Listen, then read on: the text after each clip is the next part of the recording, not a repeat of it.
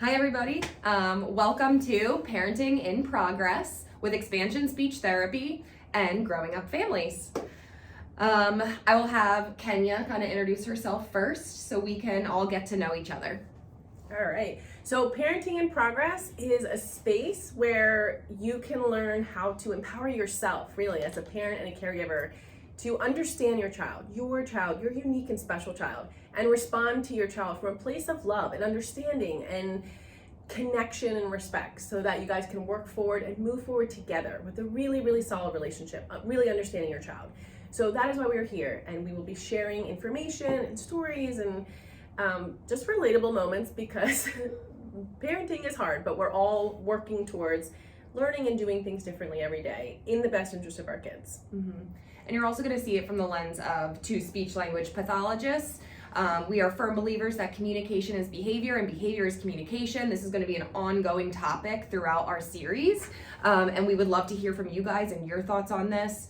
Another big take home that Casey and I and Kenya believe in is connection over compliance. We need that connection piece first with the child to meet them where they're at so they're in a comfortable position where they can be vulnerable and they can have fun and they can open up and be their authentic self. I think that's one of the things I struggle with sometimes as a therapist and as a parent is that growing up, I was kind of raised in a situation in that compliance equaled respect. And so that's not actually what that means, right? And so I'm trying to reparent myself and even reparent my therapist self and work with my kids and kind of look at it from a different angle and saying, hold on, if they are in fight or flight or they can't connect with me, we aren't going to learn. We aren't going to have the relationship I want as a parent or as a therapist. And so I think Parenting in Progress is our name because we wanted to really communicate that it is a progress and you don't have to be perfect. And even us as professionals, we get it wrong. And this is something I tell my families in therapy, and my husband and I work on this all of the time, is that you don't have to be perfect and it's okay to make mistakes, and mistakes are how we learn. And we wanted this to be a safe place where you guys could come and hear our tips as professionals and as caregivers, and then really just seen, be seen, really. Yeah. Mm-hmm. Yeah, so hopefully this resonates with you. So let's dive into it. Yeah. All right, so I'm Kenya Kistler. I am the parent coach, the school psychologist, and the mom behind Growing Up Families. I have been working as a school psychologist for 13 and a half years. Always knew I wanted to work with kids, but realized I didn't want to do it in a classroom setting. I really wanted to get to know kids one-on-one. And as I understood school psychology, the unique approach that kids bring, each child brings to learning, to understanding the world around them, to communicating what it is they want to tell us. That resonated with me because I've always been a curious why type of person, which always usually get me in trouble when I was younger, but it has led me to where I am now. And so the why, right? Why is this child communicating this way? What are they trying to tell me? Why is this so hard? How can I help this child? And so that has been my world for the last 13 and a half years. And I have had the pleasure of working with thousands probably at this point, kids, hundreds, thousands, I don't even know how many kids and parents, and have really been on, I have really come to know that every child I work with is inherently good and they're always trying to do their best. Every parent I've ever come in contact with, who I've ever talked to, whoever has asked why, how can I help my child? Why is my child doing this? That parent, you are inherently good and you are trying your best. And so my job as a parent coach is to bridge the world between you as a parent and your child and build a really strong connection, a really strong relationship where you can understand what it's like to be your child, right? You have empathy for what it's like to be your child. And at the same time, you are growing understanding and empathy and connection to yourself as a parent, because it is really hard to be patient with our children, to be compassionate with our children, to be willing to hear what they have to say if we are not as compassionate or patient or understanding of ourselves. So I bridge the child and parent world. I bring into my work as a parent coach all of the experiences I have with children in my work as a school psychologist. And I take into my work as a school psychologist all of the experiences I have with parents. And so that's kind of what I do. I'm also a mom. I have an almost 4-year-old they got me where I am. Actually, my oldest did, because he's like, I don't know, you have like a mini me, right? Like someone who, your child that pushes you to be better, pushes you to heal, right? So my youngest is, I imagine this is what I was like when I was younger, but very quickly I got the message that I needed to be something else. And he will stand up and say, I don't like that. That's not a very kind way to speak, or like his emotions come out, and instead of having to bottle them up or push them aside, or he's pushing me to be more comfortable with emotions and to be more comfortable looking underneath of those to see what it's really trying to tell me, and then helping him learn how to communicate that differently. The message is still there, the feeling is still there, but it's a safe way to communicate. It's a kinder way to communicate it. So I'm right there with you, with my two boys every day. And so I'm happy to share what I know about kids, what I know about parenting, how to move forward together. Like I said, I help you grow healthy relationships that are rooted in understanding, empathy, connection. So you can help your child honor boundaries and uphold limits and teach them the skills they need without using punishment or shame. That's what I do. And we love it. And that's why we connect so well with Kenya. We were introduced by a mutual friend, and it's been great to get to know her and see her feedback and have so many things overlap professionally and personally. 100%. So again, my name is Amy. This is my sister-in-law, Casey. She married my brother, and we have always had a lifelong goal of starting our own speech therapy practice, and we put it into motion about 3 years ago. We kind of, like Kenya was saying, was you only see the kid as a speech language pathologist in an outpatient setting. Or in a school. In a school, in a sterile environment, we can say. Sometimes it's not always their natural environment. And as we know, including myself and including everyone here, you can present differently across different settings, or with familiar communication partners, unfamiliar communication partners. So those close family members versus a teacher a child just met may be totally different.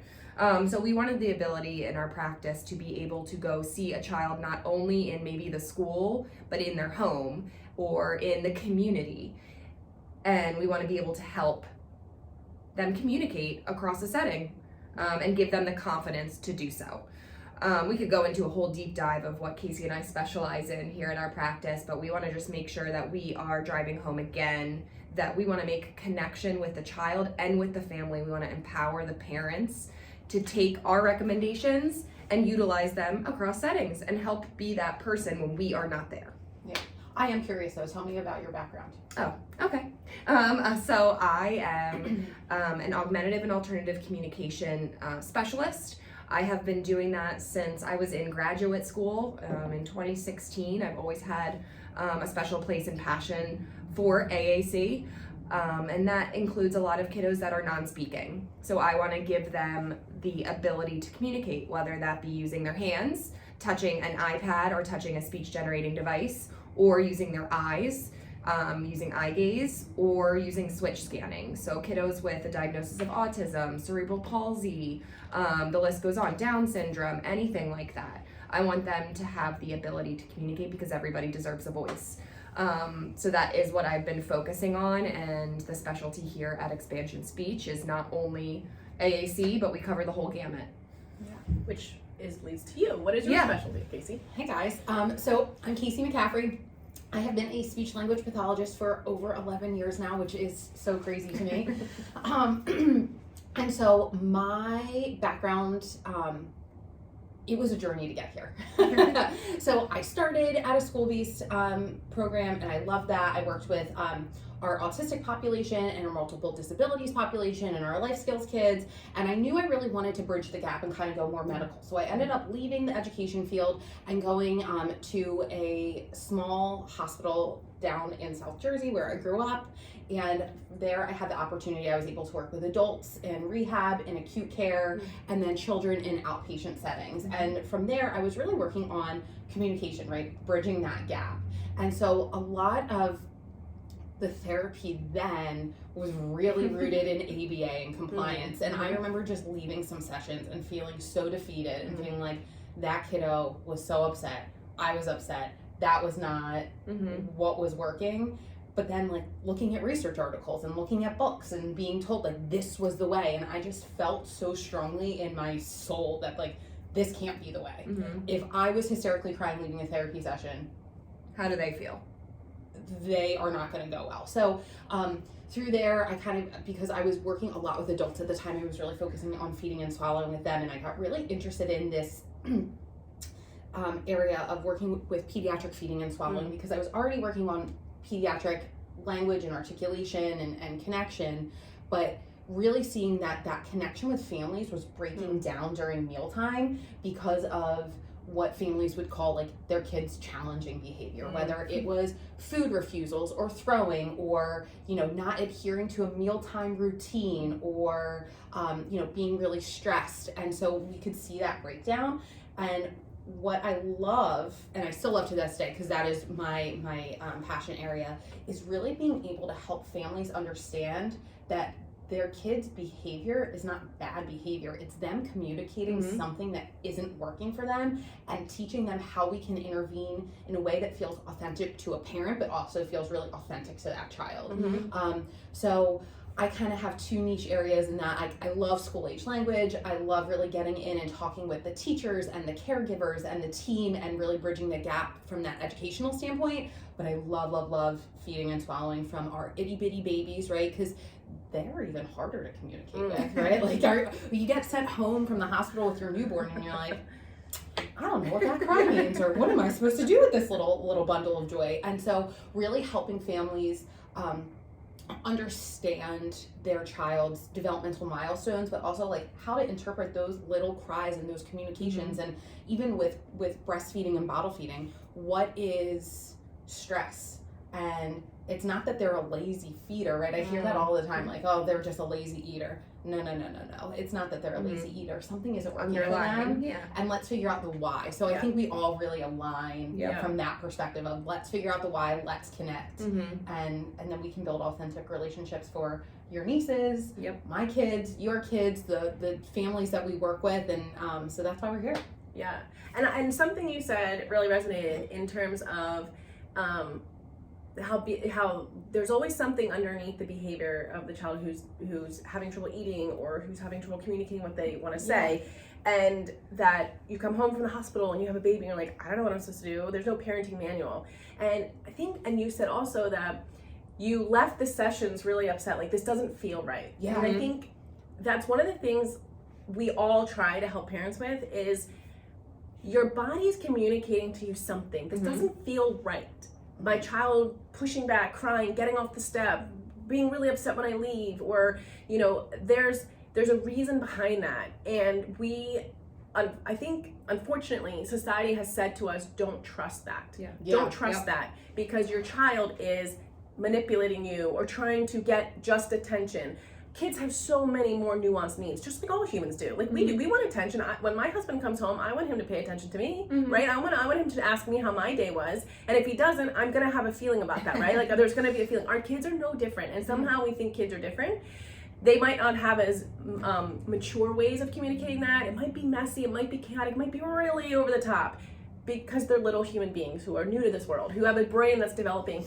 But I think our gut, what you were saying was that you're in your gut, you're like, this doesn't feel right. Something about this is wrong. And what I think all of us try to do in our practices is help you come back to yourself, help you come back as a parent, trusting that your child is communicating something to you, and you have the capability to listen to that, to hear that, to do your very best to respond to that. And it's not going to be perfect. There is no perfect response. The only response that is right is the one that is in line with what your child needs and what value you're trying to uphold. And if you connected with them on a physical, emotional level, that will always lead you in the right direction. And it's hard sometimes, but I think we as parents, and what we try to do is build up your ability to listen to yourself, build up your ability to have an inner parent voice, an inner caretaking voice, to meet your child where they are, because that is really ultimately what they want to be, is heard. However they're communicating, they want to be heard and they want to be seen. Yeah, I mean, we're all in our 30s, and I'm still working on that personally. It's something that's really hard. Professionally, I feel like I can do it. I can follow my gut and I can make those changes. personally, it's been a journey to get here, to follow my gut and listen to it. And I know that's hard for everybody. You really are retraining yourself as from what society's telling you something different. And I think it's really interesting, like the manipulation standpoint. I hear that all of the time from like families or caregivers or teachers, and like to be manipulative, you have to have such good executive functioning skills and understanding and theory of mind of what that other person is doing. Like a 4-year-old does not have the capability. A 2-year-old does not have the capability to look at me and say, oh, Casey wants X and I'm gonna get Y by doing Z. That's so complex and such a higher level skill. If a 2-year-old or a 4-year-old could do that, I would be so impressed. But like that is not usually it. And so like I have an example of that from yesterday. I had a little kiddo who was usually so great and like easy to work with and like, you know, really compliant, right? Like just like so fun and easy and like is really flexible. And yesterday he was having such a hard time and he was pushing over my stuff and like eloping from my table that I was working with him at. And I was like, dude, what's going on? And he was like, I just don't feel good. And I was like, you know what? I get that. You cannot feel good. And if you need to take a break, you're allowed to tell me to take a break, but you do need to have a respectful body and a respectful voice. And so we kind of talked about, here's the expectation. You can't throw my stuff.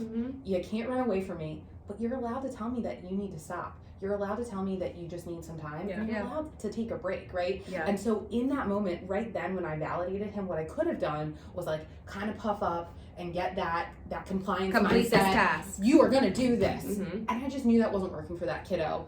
And instead of finishing my therapy task, right, like I connected with him, but our relationship was so much better for it. So when I go see him next week, I don't think I'm going to see those behaviors, but stay tuned. We'll keep you up to date with that, you know. But but it just sometimes I think that therapists and teachers and parents and grandparents and aunts and uncles and nannies and you know anybody in that caregiving world, sometimes we don't treat our kids the way we would want to be treated, right? Like sometimes we forget that they're little people, and just because they're a little person doesn't mean we can barrel over them with control, but sometimes I would love to reverse that standpoint of like, hold on, if I was in that child's shoes and someone talked to me that way, I'm sure I would have a feeling about it. And the thing is, we were in their shoes. Right. We were children at one point, and every single one of you was a child at one point. And you, as a child, you communicated what you wanted in a loud voice, right? Your body got super excited and you couldn't rein it in, and you know, you were really upset about something and you wanted someone to know that. But somewhere along the line, we got the message, that is not how you show it, and that is not the emotion you should have. And we're all, right now, as parents, as caregivers, and really as teachers, because teachers were kids at one point, and therapists were kids at one point, is we're coming back to, what did I feel like when I was a child at this age, when I was showing this behavior and I was told this or this happened to me. And so what Casey said is exactly that. When our kids are showing us this, when our clients, the children we work with are showing us these behaviors, we may not get upset that it's the blue cup and not the red cup, but I have for sure gotten upset that I did not get this. I wanted this and I ended up getting this. That's not what I wanted. This dress I ordered does not look at all like the one from Amazon. This doesn't fit me, right? Now I have to go through returning it, and like that's so frustrating.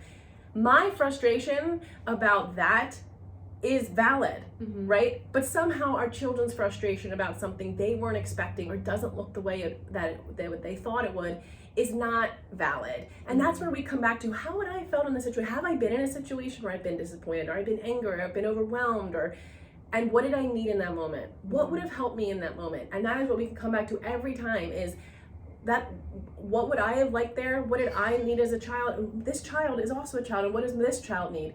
Because once we see under the behavior, we're in a better place to support it and help them be able to communicate that differently. When you said, Casey, about manipulation, it's true. We all have needs. Our kids have needs, right? Like, they have a need to be seen. They have a need to belong. They have a need for competency, right? Like, I want to do it. I want to know I can do it.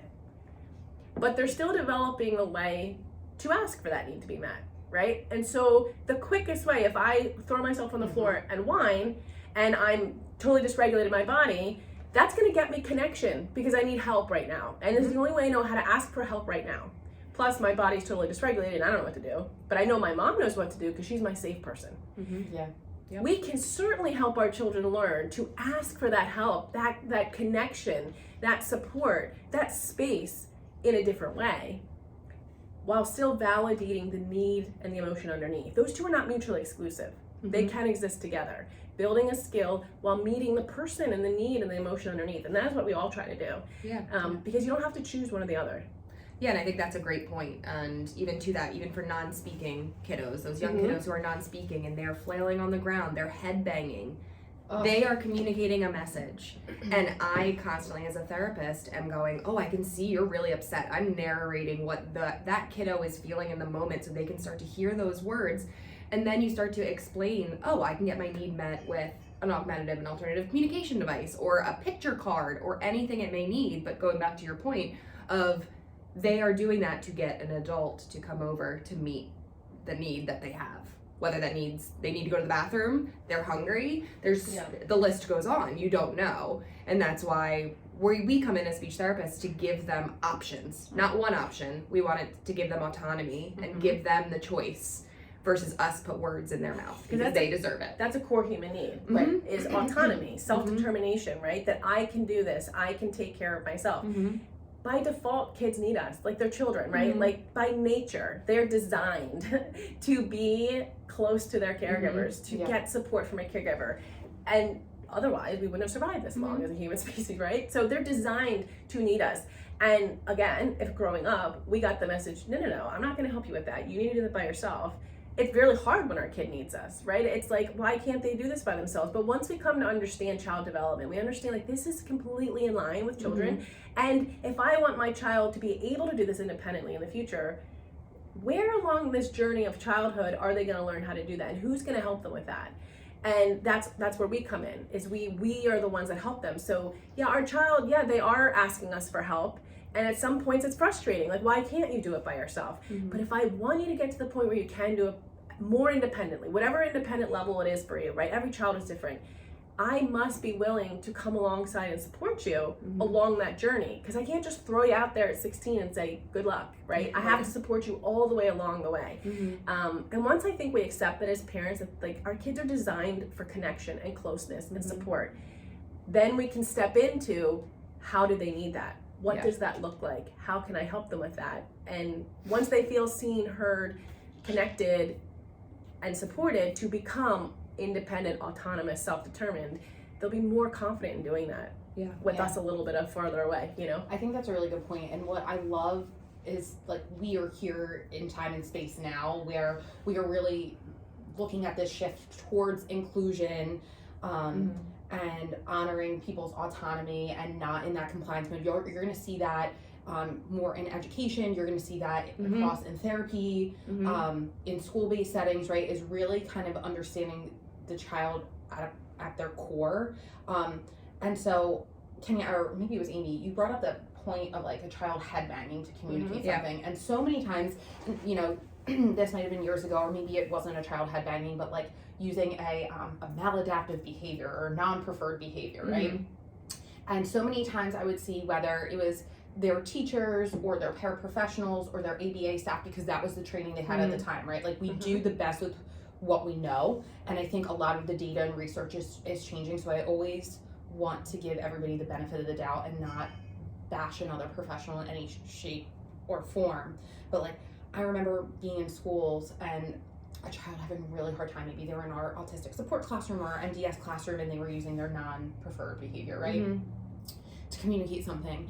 And that professional going over, do this, do this, do this. And if my husband talks to me that way when I was upset, you can bet that I would probably have a maladaptive behavior to use, right? And so I think that really brings up that good kind of segue into like, what are our functions of behavior and why do we have them and what are our kids looking at? And from that school-based perspective, like what is a functional behavior analysis and why do kids act the way that they act? Well, typically, I mean, you may have come across a functional behavior assessment, right, an FBA, and from that is a positive behavior support plan, right? And usually there's going to be one of 4 functions, right? There's going to be attention, there's going to be avoidance, there's going to be self-stimulatory, or to get a tangible. But I think that does our kids an immense disservice, because our children have such a wide range of needs, just like us. I think we forget that we also have the same needs. All humans have the same needs.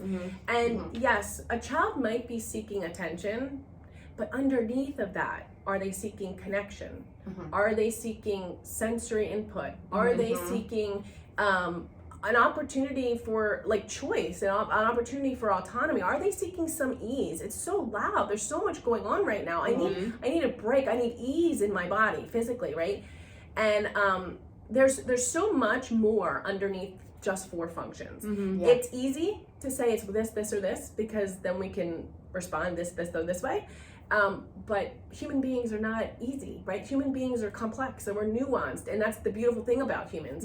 And so it's really about what's underneath, the why of what's underneath of that. Yes, my child might be seeking my attention or someone else's attention, but underneath of that is probably connection, right? They're seeking connection to me. They're seeking connection to their peers in the classroom. If it's avoidance, well, they might be trying to tell us that this might be too hard. I don't really know how to do this. I'm not in the right space to do this. This creates, like, I have anxiety about this, that I'm doing this, and I can't. I don't, like, that's a whole other episode on the brain. But I can't get to that. So yeah, they might be avoiding it, but kids, again, over the 13 and a half years I've been a school psychologist, I have never once come across a child who legitimately didn't care, who didn't want to do their best, who didn't have the motivation to show what they could do. There was always something else in the way. And that's our job, is to really help them communicate what that is, and then help them learn how to move through that, or give them the supports to get over that, whatever that is, you know, like, and then sensory stimulation, so much of it. I mean, I know I'm sensory sensitive with noise. 100%. Like, if there's like 3 or 4 things happening at once, I'm very quickly going to, everyone just make quiet. That's how I chose daycares. If I walked in and I was overstimulated, I was like, we're not sending them here. We all have different sensory thresholds, sensitivities, and sometimes, like, your kid at the holidays with a ton of family members around and a lot of excitement and noise, and they flop to the ground and they're crying, can we just go? I don't want to be here. This dress is so itchy. Yes, it could be itchy. Sounds familiar. So loud, right? I don't want to wear this. And we think of it as like, why are they making my life so hard right now? Why can't they just do it? Like, why?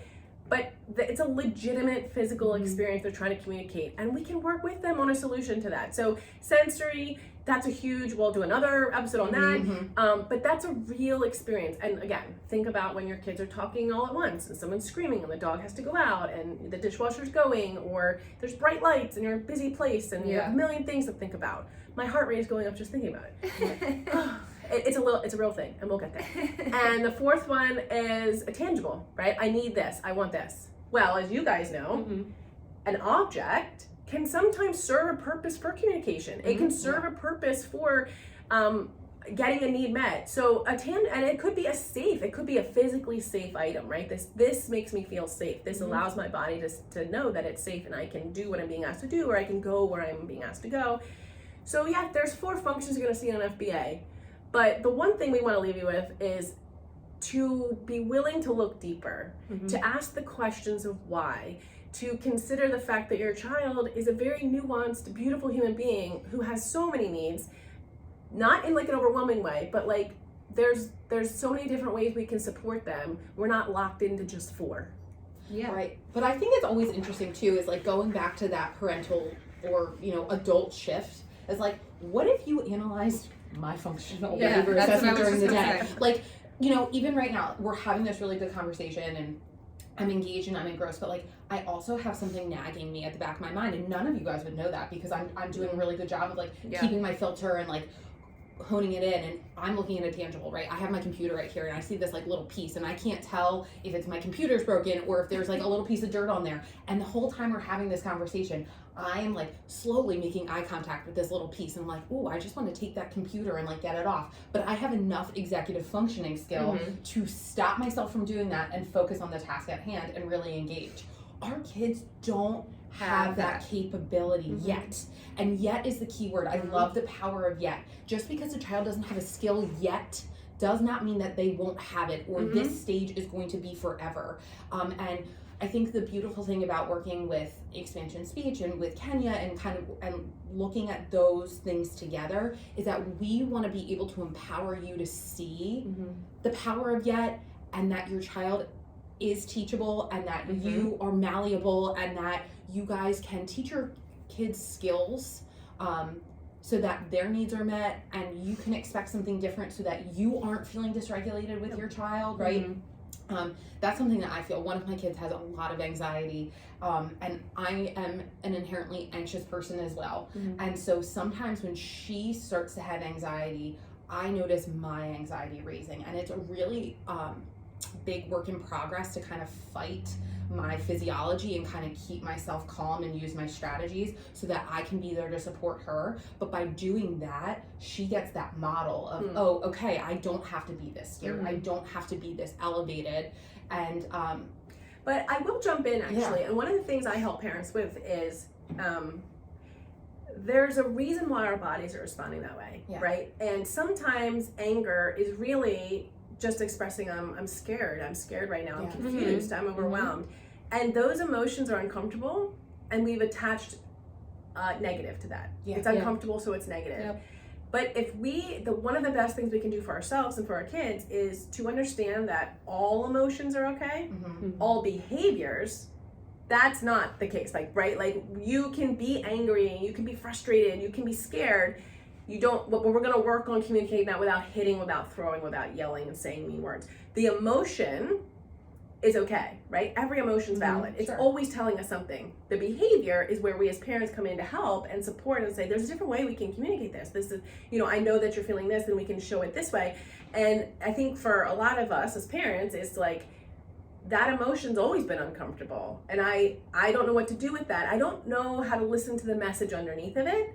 And if we're able to learn to have that skill, then we're teaching our children how to do that as well. This emotion is telling me something, and I can listen to it because then I can use it to move forward. And once we're able to do that, then behaviors, right? We can help our child learn different behaviors to communicate that. And in fact, some of the behaviors may not even occur anymore once they've been able to have the time and the space to communicate that emotion without feeling like it has to be diminished, undercut, moved aside, ignored, because emotions are always telling us something really important. And that's a message we can give to our kids as well, is we can have the emotion, it's valid, it's telling us something important, and we can learn to communicate it in a different way that's more kind, safe, healthy. Agreed. Yeah. And I think that's the goal of what we're trying to do here as a collective is for parenting in progress, like it says in the title. It's constantly in progress, and we're here to be transparent with you guys with experiences that we've had personally, professionally, across disciplines, to make this a helpful space and to be transparent about what it's like. And really how we can help you. We covered a lot of things today, just as like a general overview. And we wanted to introduce ourselves, and we're going to slowly start to creep into the more the nitty gritty. The nitty gritty of everything. So like, I think next episode we'll talk a little bit more about those 4 functions, and then plus sensory and plus emotions, right? And then also talk about how communication impacts behavior and how behavior impacts communication, and kind of get into a little bit more of the nuance of that we started to talk about today. Yeah. Just remember, every child is unique, and everyone responds differently to the same exact situation. Everyone has a different perspective, and we're here to respect that and help uncover a few things and see how we can help. We're so excited to have you on this journey too, guys. This is really fun. I think it's great for us as professionals to collaborate. Definitely. But it's also just nice to be able to hopefully connect with some parents and have you guys really feel validated and heard. Yeah. And just as your children are growing, so are you, and that's a beautiful thing. All right, guys. We can't wait to see you next time. Goodbye. Bye.